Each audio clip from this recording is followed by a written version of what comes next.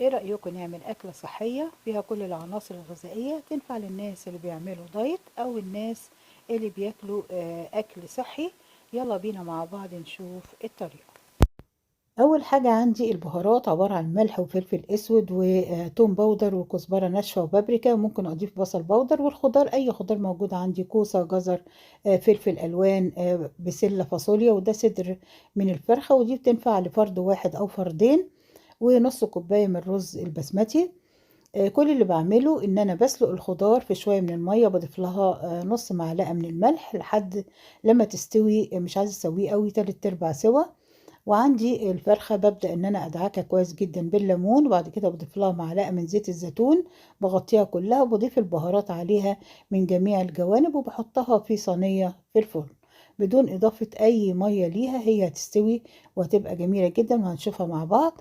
وده الرز أنا سلقته في المية المغلية، وضفت له نص معلقة من الكركم، وضفت له كمان الملح، ممكن أضيف له نص معلقة من زيت الزيتون بعد ما ببدأ إن أنا أصفيه. الخضار عندي طبعا ممكن احطه في ميه متلجه بعد ما بيطلع، لكن هو مجرد ما هناكله مش محتاج ابدا ان احنا نحطه في ماء متلج عشان يحتفظ بلونه. وزي ما انتم شايفين كده الرز استوى والخضار. هبدأ اعمل معاكم الصوص، وهشوف معاكم الفرخة هنقطعها ازاي. الصوص ده عبارة عن معلقة من المستردة، معلقة من زيت الزيتون، نص معلقة من العسل اللي هو العسل الابيض، وبضيف كمان عصرة ليمون، وبضيف ملح وفلفل اسود. والصوص ده جميل جدا بضيفه على الخضار. ممكن اضيف كمان كزبرة ناشفة. وزي ما انتم شايفين انا طلعت كده صدر الفرخة من الفرن، وببدأ اقطعه كأنها لحمة باردة بالظبط في منتهى الجمال.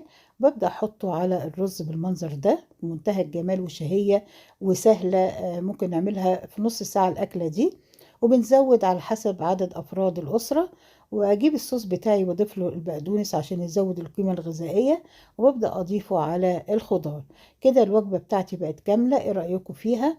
في منتهى الجمال. اتمنى ان انتوا تعملوا الوجبة دي، بجد جميلة جدا ومشبعة، وكمان شكلها حلو، وتنفع لكل افراد الاسرة. اتمنى فيديو النهاردة يكون عجبكم ونال رضاكم، وان شاء الله في فيديو اخر بإذن الله.